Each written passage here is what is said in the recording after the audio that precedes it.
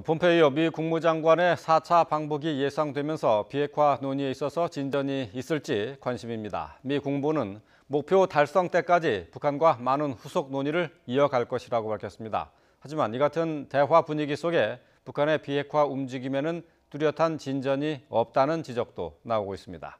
워싱턴에서 김희준 특파원입니다. 미 국무부는 북미 협상에서 원하는 목표에 도달할 때까지 많은 후속 논의가 진행될 것이라고 밝혔습니다.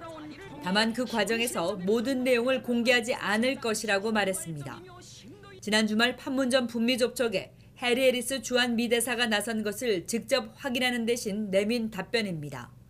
앞서 국무부는 북미 양측이 다양한 방식으로 사실상 매일 소통하고 있다고 밝힌 바 있습니다. Negotiations and conversations between our government and North Korea will become sort of a regular course, part of our regular course of business, where these will be normal. 폼페이오 국무장관의 방북을 앞두고 양측의 논의가 더욱 활발하게 이어지고 있는 겁니다. 하지만 대화 국면 속에서 북한의 핵미사일 관련 움직임은 완전히 멈추지 않고 있다는 정황이 거듭 거론되고 있습니다. 북한 전문 매체 38노스는 최근 위성사진 분석 결과 탄도미사일 잠수함이 정박해 있는 심포 조선소에서 낮은 수준의 활동이 이어지고 있다고 밝혔습니다. 지난해 잠수함 건조 당시와 같은 장비의 움직임이 포착됐다는 건데 다만 새 잠수함이나 선박을 만들고 있다는 결정적인 증거는 아니라고 전했습니다. 38노스의 버뮤데즈 연구원도 자유아시아 방송 인터뷰에서 북한이 비핵화에 관해 중요한 움직임을 보이지 않고 있다고 진단했습니다. 북미 양측이 각자의 지렛대를 단단히 쥐고 있는 가운데 비핵화와 종전선언 담판의 진전 여부가 초미의 관심사가 되고 있습니다. 워싱턴에서 YTN 김유준입니다. 3년 만에 열리는 이산가족 상봉 행사가 이틀 앞으로 다가왔습니다. 북측 가족을 만나는 우리 측 상봉단은 내일 사전 집결지인 속초에 모여 방북 교육을 받은 뒤 모레 아침 북으로 향합니다. 김준영 기자입니다.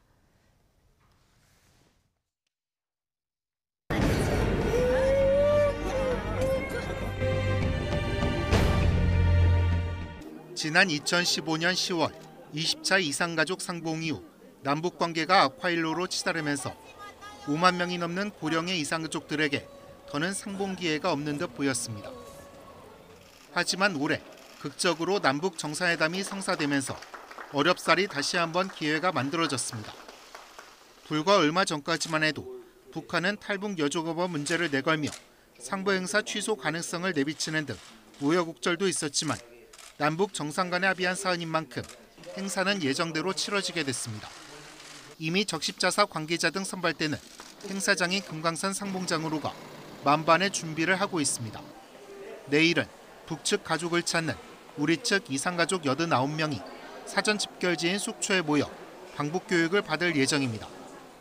거동이 불편한 경우 가족 1명을 동행할 수 있도록 해 1차 방북단은 지원 인력과 기자단 등 모두 361명으로 확정됐습니다. 24일부터 시작되는 2차 상봉에는 북측 가족 83명이 만나길 원하는 우리 측 가족 337명을 포함해 모두 499명이 방북합니다. 우리 정부는 안전 문제를 우선시하면서 이산가족 상봉 행사가 차질 없이 이루어질 수 있도록 지금 마무리 단계이고요. 막바지 점검을 다 하고 차질 없이 준비해 나가고 있습니다. 정부는 국내 이산가족의 63%가 80세 이상인 점을 고려해 상봉의 상시와 정례화를 추진하고 있지만 북측의 미온적인 태도로 협의가 쉽지 않습니다. 또 연세가 있으시고 우리도 또 나이 먹어가고 그러니까 그런 또 여러 가지 마음이 첩잡하죠. 영구적으로 이제 좀 상설 면에서라도 생긴다면 더없이 좋겠지만은 그런 바람이죠. 모레 아침 일찍 동해선 육로를 이용해 속초에서 고성, 금강산으로 향하는 1차 상봉단은 외금강 호텔과 금강산 호텔 등에 머물며 2박 3일간 북측 가족을 만날 예정입니다. YTN 김준영입니다.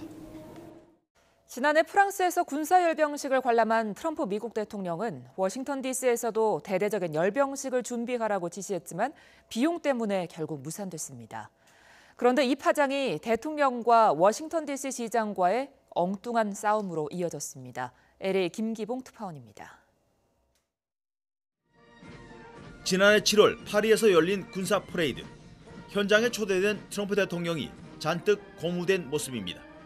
양옆에 마크롱 대통령과 멜라니아 여사에게 번갈아 말을 걸며 흥분을 감추지 못했습니다. 트럼프 대통령은 곧바로 워싱턴 DC에서도 열병식을 준비하라고 지시했고 1차 대전 종전 100주년인 올해 11월을 목표로 추진돼 왔습니다. 하지만 석 달 남겨둔 시점에 무산됐습니다. 행사 비용이 애초 백악관이 예상했던 1,200만 달러보다 훨씬 많은 9,200만 달러로 추산됐기 때문입니다.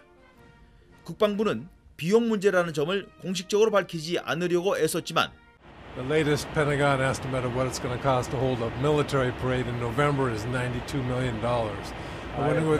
I have not seen an estimate of $92 million.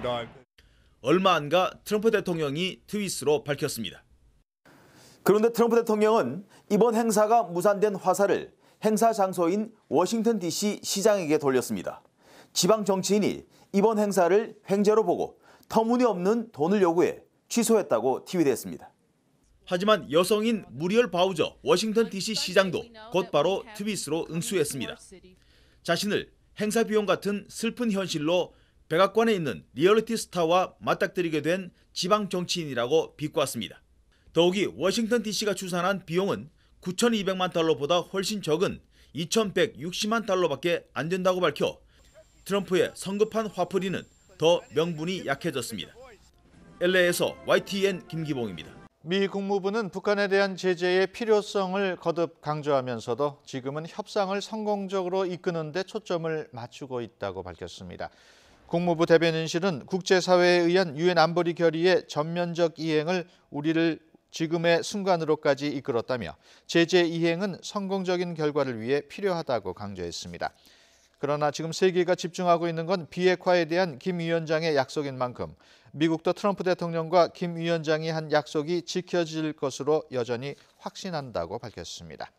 북한 노동당 기관지 노동신문은 종전선언은 정치적 선언에 불과하다며 도널드 트럼프 미국 대통령의 결단을 촉구했습니다. 신문은 개인 필명 논평에서 현 북미 관계 교착의 근본적인 원인은 미국 내 정치 싸움의 악영향을 받는 데 있다며 지금의 상황은 트럼프 대통령의 과감한 결단을 요구하고 있다고 밝혔습니다. 이어 반대파가 득세해 대통령이 서명한 싱가포르 공동 성명도 외면하고 대통령이 약속한 한갓 정치적 선언에 불과한 종전선언마저 방해하는데 북한이 어떻게 북미 관계 전도를 낙관할 수 있겠느냐고 지적했습니다. 북한 매체가 종전선언을 정치적 선언이라고 규정한 것은 처음으로 종전선언의 무게감을 낮추어 미국의 적극적인 호응을 끌어내려는 의도로 풀이됩니다. 시진핑 중국 국가주석이 다음 달 평양을 방문할 계획이라고 싱가포르 언론이 보도했습니다. 중국 국가주석이 북한을 찾는 것은 후진타오 전 주석의 2005년 방북 이후 13년 만에 처음입니다. 취재기자 연결해서 알아보겠습니다. 김선희 기자. 네, 국제부입니다. 시 주석 2012년 집권한 이후 한 차례도 북한을 방문한 적이 없었는데요. 드디어 방문 계획이 잡힌 모양이군요. 네, 그렇습니다. 싱가포르 스트레이트 타임즈가 오늘 베이징발로 보도한 건데요. 시진핑 주석이 김정은 북한 국무위원장의 초청에 따라 오는 9월 9일 북한 정권 수립 70주년을 기념하는 행사에 참석할 예정이라고 밝혔습니다.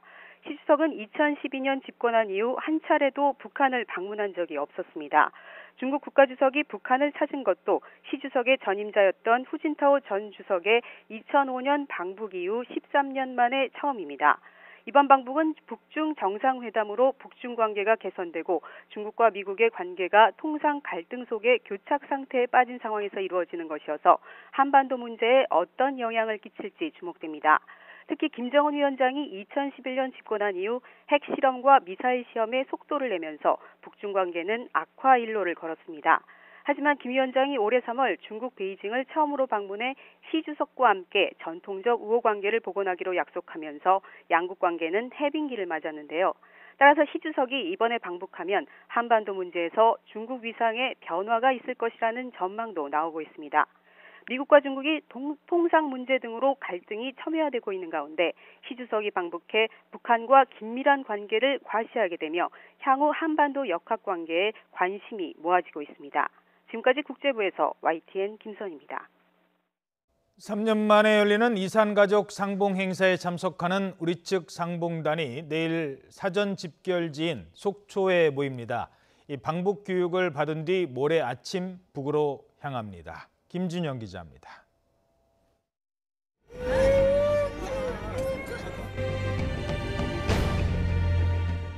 지난 2015년 10월 20차 이산가족 상봉 이후 남북 관계가 악화일로로 치달으면서 5만 명이 넘는 고령의 이산가족들에게 더는 상봉 기회가 없는 듯 보였습니다. 하지만 올해 극적으로 남북 정상회담이 성사되면서 어렵사리 다시 한번 기회가 만들어졌습니다. 불과 얼마 전까지만 해도 북한은 탈북 여족업원 문제를 내걸며 상보 행사 취소 가능성을 내비치는 등 우여곡절도 있었지만 남북 정상 간에 합의한 사안인 만큼 행사는 예정대로 치러지게 됐습니다. 이미 적십자사 관계자 등 선발대는 행사장인 금강산 상봉장으로 가 만반의 준비를 하고 있습니다.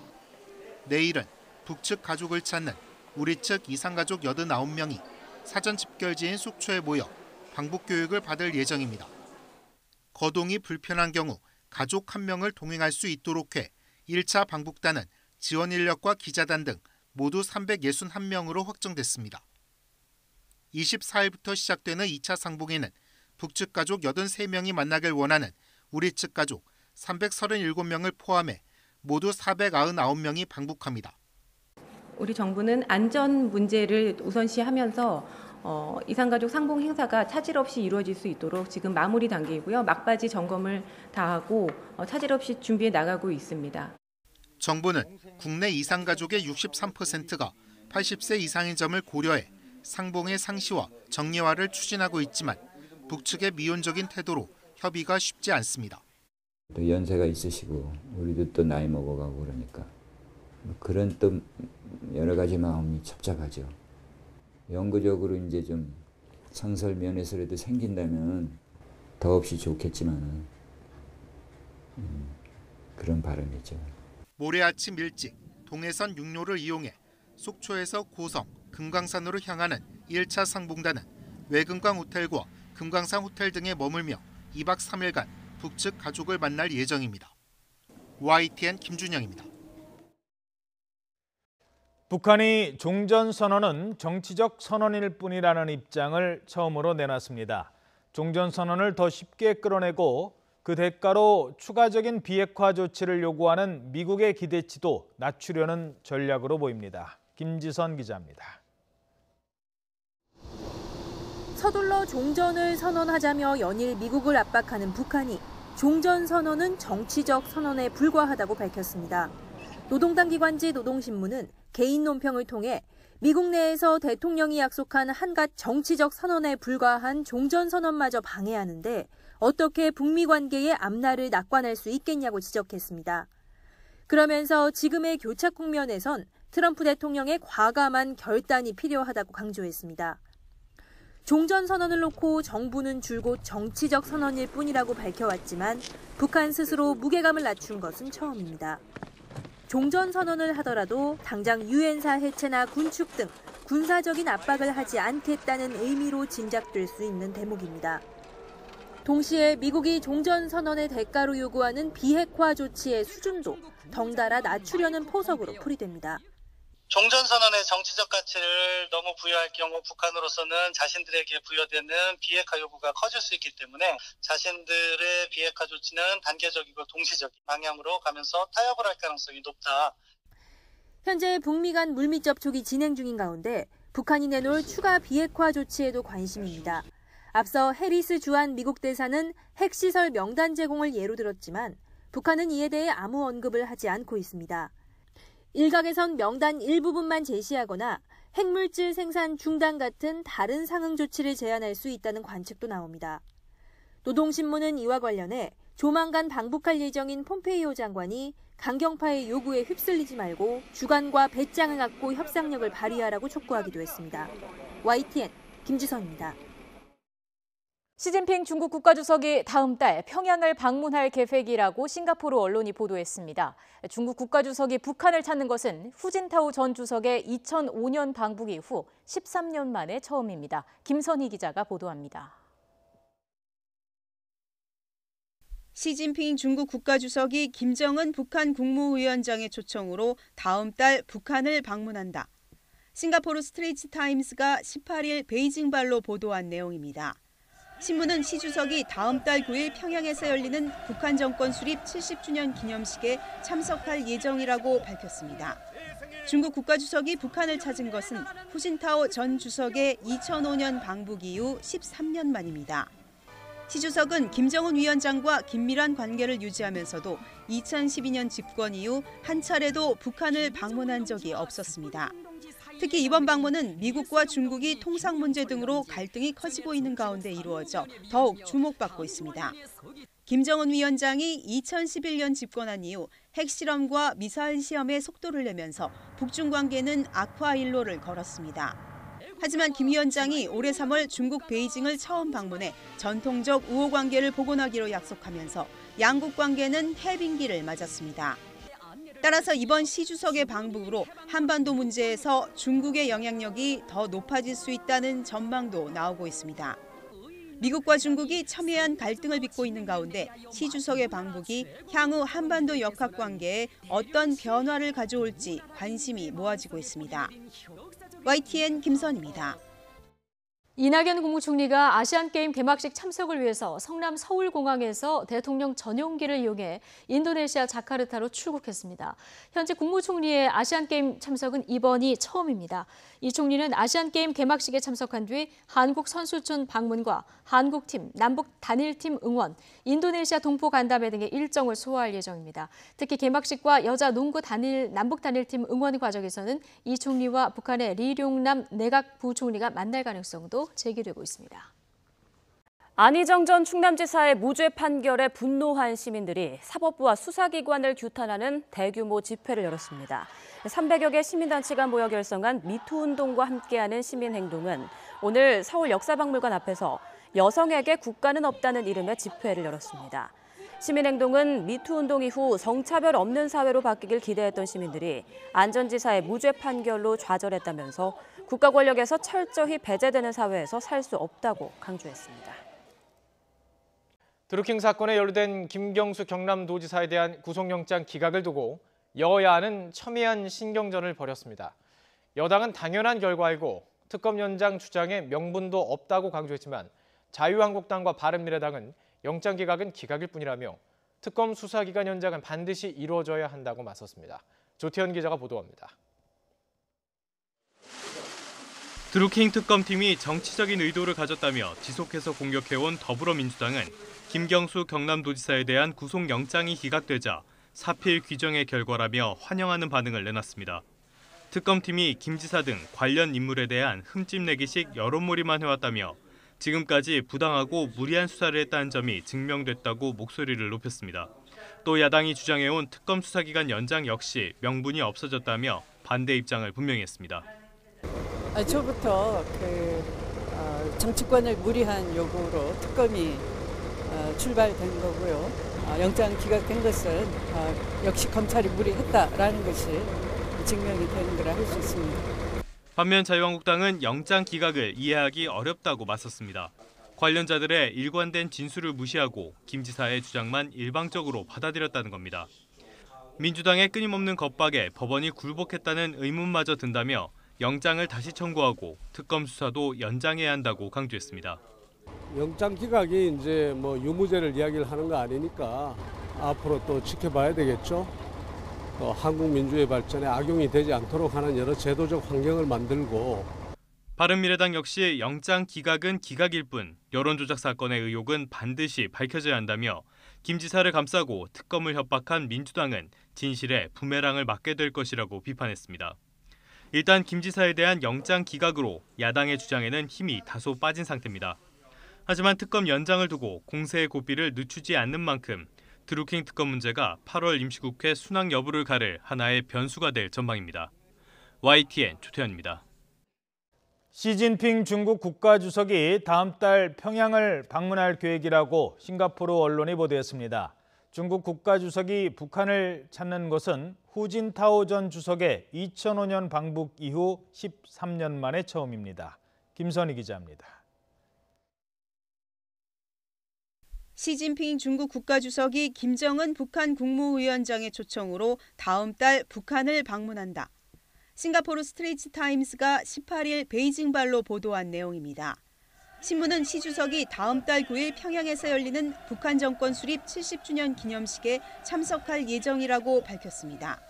중국 국가주석이 북한을 찾은 것은 후진타오 전 주석의 2005년 방북 이후 13년 만입니다. 시 주석은 김정은 위원장과 긴밀한 관계를 유지하면서도 2012년 집권 이후 한 차례도 북한을 방문한 적이 없었습니다.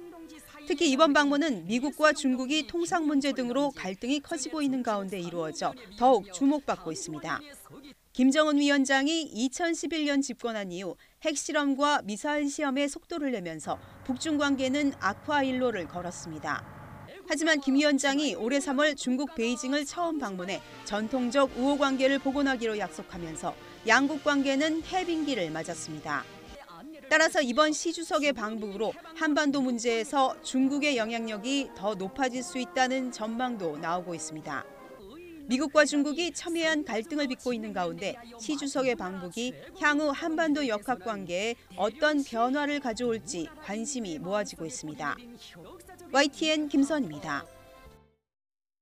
고 김대중 전 대통령 서거 9주기 추도식이 문희상 국회의장을 비롯해 여야 지도부 등이 참석한 가운데 국립서울현충원에서 열렸습니다.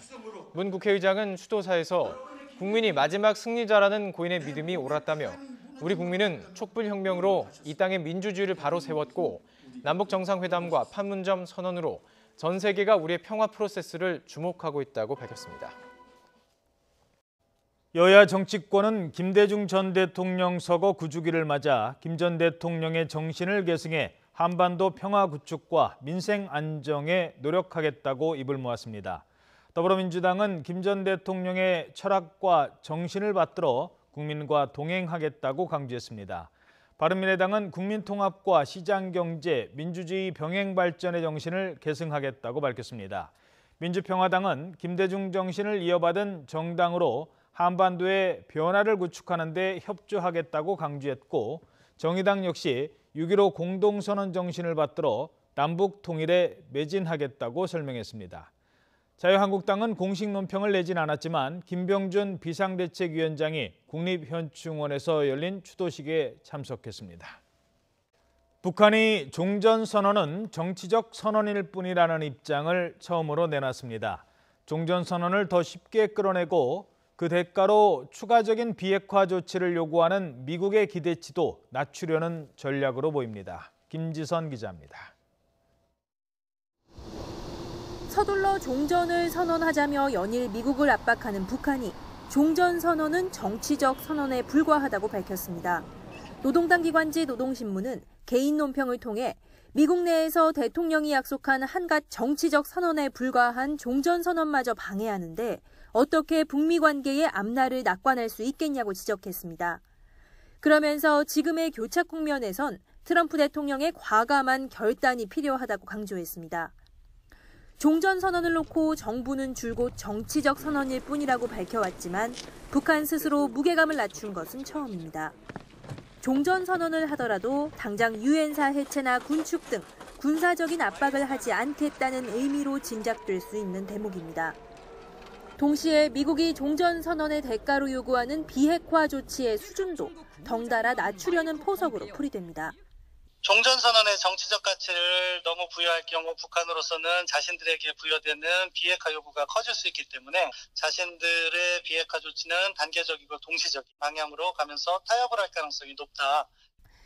현재 북미 간 물밑 접촉이 진행 중인 가운데 북한이 내놓을 추가 비핵화 조치에도 관심입니다. 앞서 해리스 주한 미국 대사는 핵시설 명단 제공을 예로 들었지만 북한은 이에 대해 아무 언급을 하지 않고 있습니다.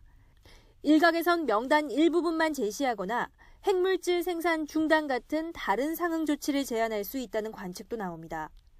노동신문은 이와 관련해 조만간 방북할 예정인 폼페이오 장관이 강경파의 요구에 휩쓸리지 말고 주관과 배짱을 갖고 협상력을 발휘하라고 촉구하기도 했습니다. YTN 김지선입니다. 구속영장이 기각된 김경수 지사에 대해 특검이 불구속 기소하는 쪽으로 가닥을 잡았습니다. 수사기간을 연장할 명분도 부족해진 상황이라서 마지막 남은 한 주 동안 수사를 마무리할 가능성이 커 보입니다. 김평정 기자의 보도입니다. 김경수 지사에게 드루킹 댓글 조작의 공범 혐의를 적용해 구속영장을 청구했던 특검. 구속영장이 기각되자 영장을 재청구하지는 않기로 했습니다.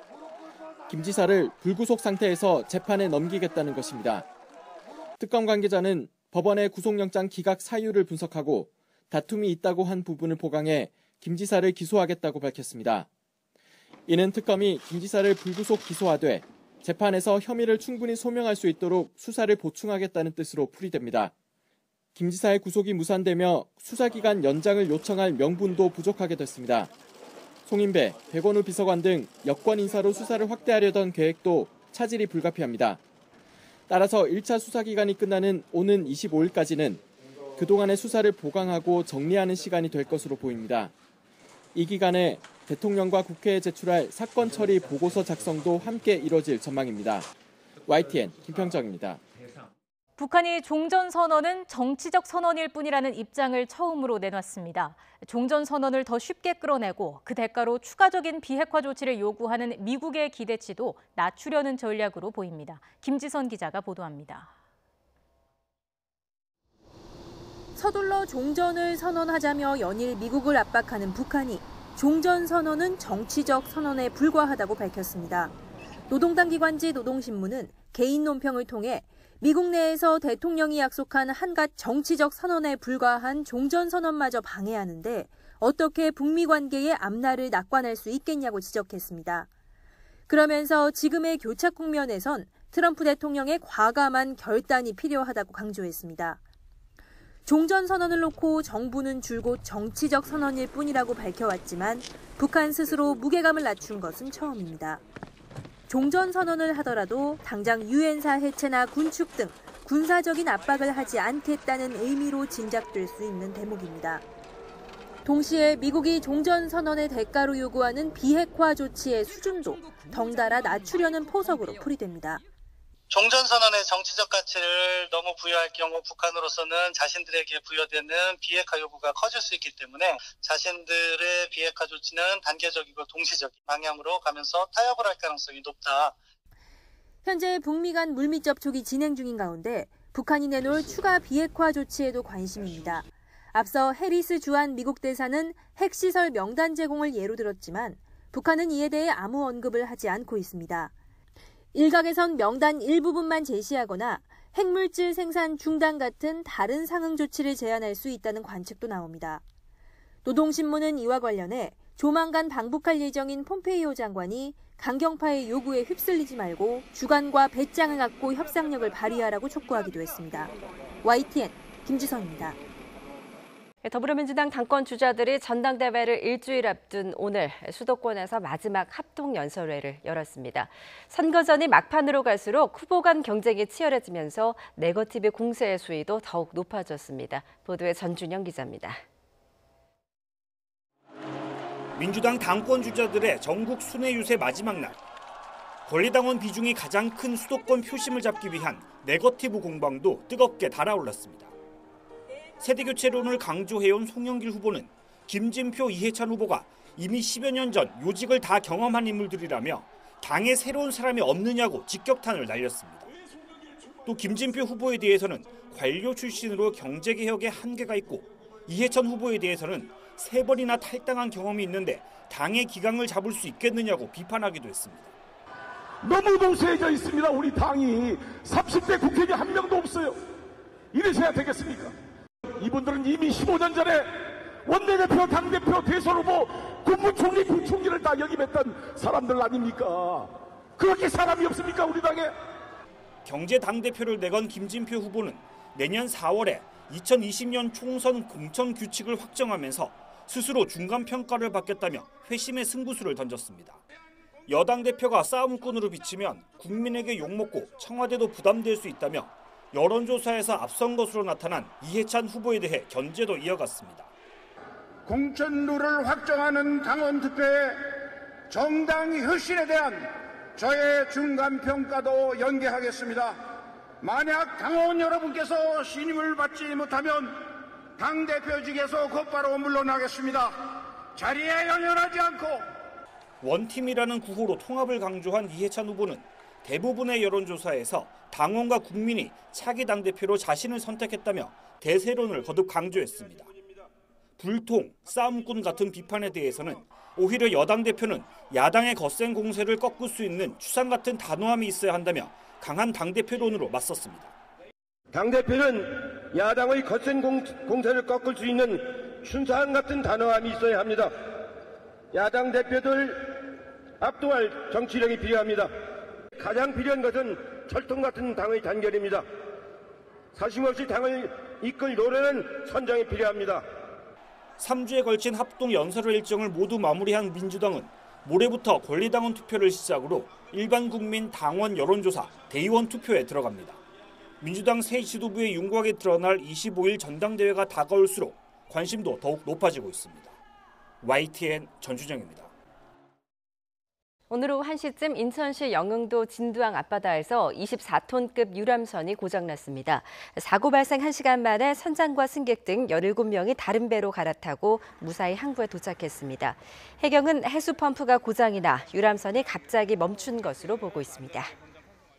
쌍용차 범국민대책위원회가 서울 도심에서 3년 만에 대규모 집회를 열었습니다.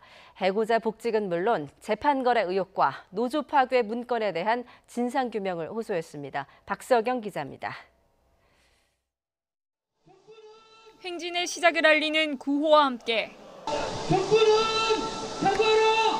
숨진 해고자 30명의 넋을 담은 하얀 깃발이 나부낍니다.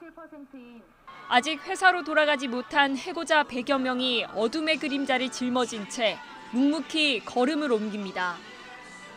쌍용차 범국민대책위원회가 지난 2015년 이후 3년 만에 서울 도심에서 대규모 집회를 열었습니다. 쌍용차 투쟁이 10년째입니다. 이미 이제 쌍용차 이해 당사자들만의 문제가 아니라 쌍용차 정리해고 투쟁은 우리 사회 전반적 참사다. 이들은 해고자 복직은 물론 정리해고와 파견법, 기간제법 등 이른바 3대 노동악법의 폐지를 외쳤습니다. 최근 불거진 양승태 사법부의 쌍용차 재판거래 의혹과 이명박 정부와 사측이 함께 노조를 와해하려 했다는 정황에 대해서도 진상규명이 필요하다고 강조했습니다. 특히 참가자들은 정부가 국정조사 등을 통해 사태를 해결하겠다고 약속한 것을 당장 지켜야 한다고 강력히 촉구했습니다. 쌍용차 노조는 지난 2009년 대량 해고 사태 이후 목숨을 건 투쟁으로 6년 만에 단계적인 복직과 소송 취하를 약속받았습니다. 하지만 차일피일 약속은 제대로 지켜지지 않았고 스스로 세상을 등지는 동료까지 늘어나자 해고자들은 다시 거리로 나왔습니다. 김주중을 살려내라! 살려내라! 김주중을 살려내라! 10년 세월 동안 쌓인 울분과 간절함. 여기에 최근 정부와 공권력의 조직적인 노조 방해 의혹까지 드러나면서 쌍용차의 싸움은 당분간 이어질 전망입니다. YTN 박서경입니다. 안희정 전 충남지사의 무죄 판결에 분노한 시민들이 사법부와 수사기관을 규탄하는 대규모 집회를 열었습니다. 300여 개 시민단체가 모여 결성한 미투 운동과 함께하는 시민행동은 서울 역사박물관 앞에서 여성에게 국가는 없다는 이름의 집회를 열었습니다. 시민행동은 미투 운동 이후 성차별 없는 사회로 바뀌길 기대했던 시민들이 안 전 지사의 무죄 판결로 좌절했다며 국가 권력에서 철저히 배제되는 사회에서 살 수 없다고 강조했습니다. 박근혜 전 대통령이 일본 기업을 상대로 한 우리 국민의 손해배상 청구 소송에 정부 차원의 개입을 지시한 정황이 검찰 조사에서 드러났는데요. 이 검찰은 박 전 대통령이 재판에 관여한 그 배경에는 아버지 박정희 전 대통령 시절 체결이 된 한일 청구권 협정이 있는 것으로 보고 있습니다. 신지원 기자입니다. 1965년 박정희 전 대통령은 일본 정부와 한일 기본조약을 체결했습니다. 일본이 3억 달러를 무상으로 지원하고 2억 달러 장기 차관을 제공하는 대신 한국 정부와 국민이 일본의 손해배상 청구권을 주장할 수 없다는 내용입니다. 우리는 이제 한일 간의 공동의 이익과 공동의 안전과 공동의 번영을 모색하는 새로운 시대에 접어들었는 것입니다. 이후 강제징용 피해자들이 일본 기업을 상대로 낸 손해배상 청구 소송은 모두 기각됐습니다. 그런데 2012년 5월 대법원이 일본 기업의 배상 책임을 인정하는 취지로 원심을 파기환송하면서 논란이 시작됐습니다. 청구권 협정에 명확한 근거가 없다며 국가조약으로 국민 개인 청구권이 소멸했다고 보기는 어렵다는 판단이 나온 겁니다. 검찰은 이런 움직임을 막기 위해 박근혜 전 대통령이 직접 나선 것으로 보고 있습니다. 2013년 말 박 전 대통령의 지시에 따라 차한성 당시 법원행정처장을 만났다는 김기춘 전 청와대 비서실장의 진술이 나왔기 때문입니다. 검찰은 당시 박근혜 정부가 일본의 청구권을 주장할 수 없다는 방침을 내세워 강제징용 재판을 미루거나 전원합의체로 돌리자고 대법원에 제안한 것으로 보고 있습니다. 정부가 재판에 개입할 수 있도록 대법원이 길을 터준 정황도 드러났습니다.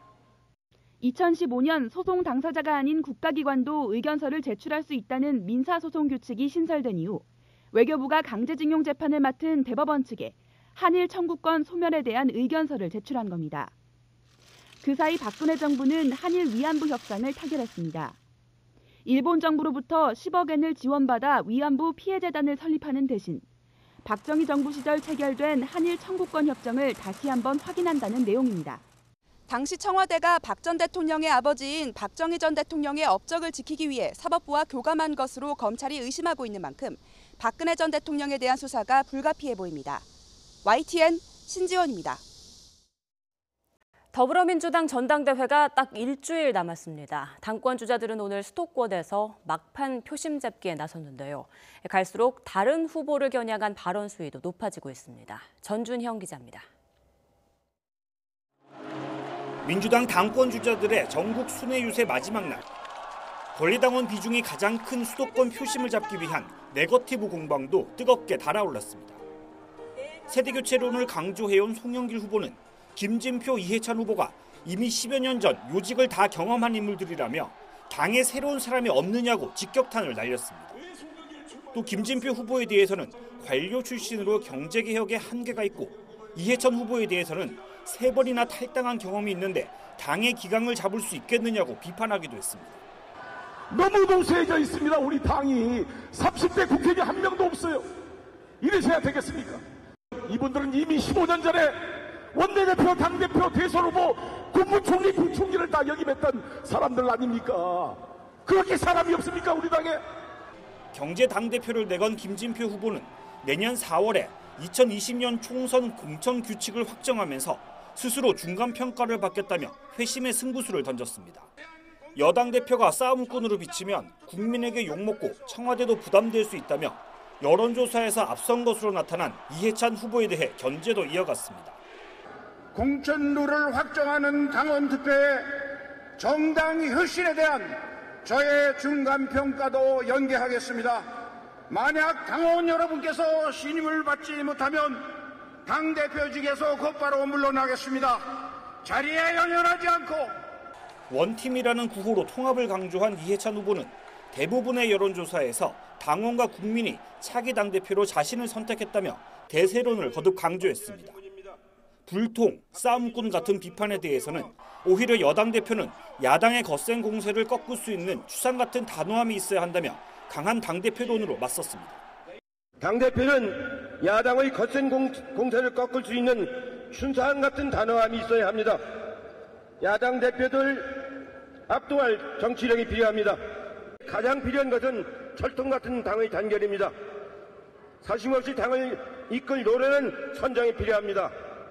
3주에 걸친 합동 연설 일정을 모두 마무리한 민주당은 모레부터 권리당원 투표를 시작으로 일반 국민 당원 여론조사 대의원 투표에 들어갑니다. 민주당 새 지도부의 윤곽이 드러날 25일 전당대회가 다가올수록 관심도 더욱 높아지고 있습니다.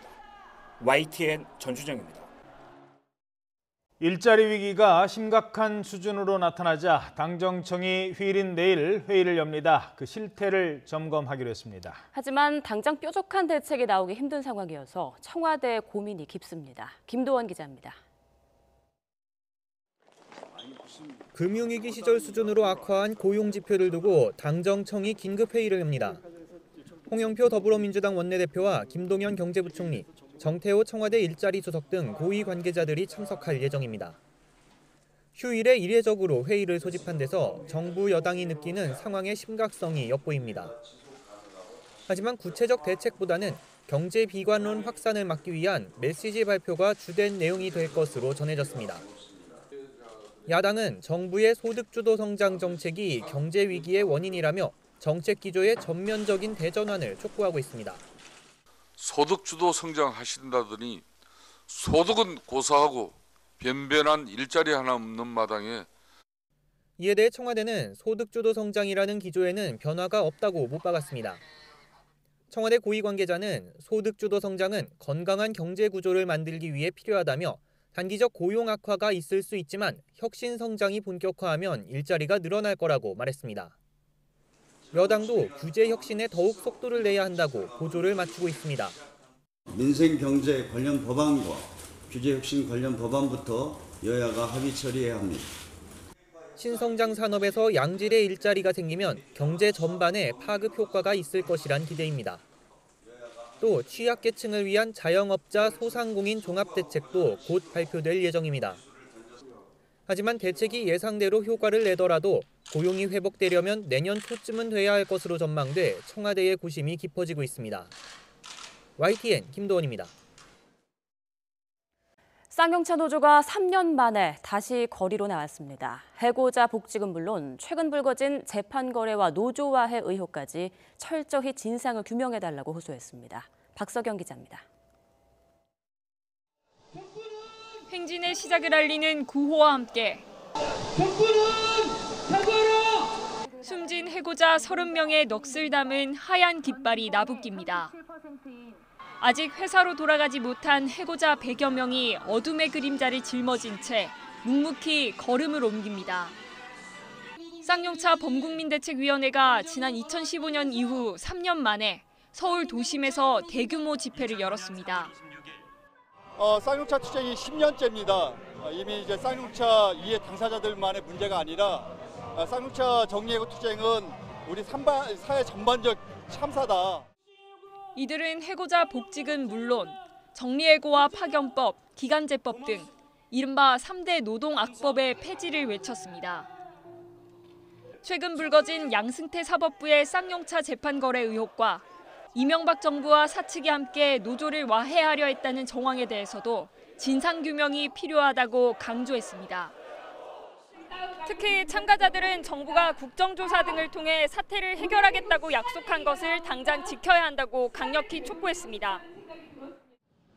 쌍용차 노조는 지난 2009년 대량 해고 사태 이후 목숨을 건 투쟁으로 6년 만에 단계적인 복직과 소송 취하를 약속받았습니다. 하지만 차일피일 약속은 제대로 지켜지지 않았고 스스로 세상을 등지는 동료까지 늘어나자 해고자들은 다시 거리로 나왔습니다. 김주중을 살려내라! 살려내라! 김주중을 살려내라! 10년 세월 동안 쌓인 울분과 간절함.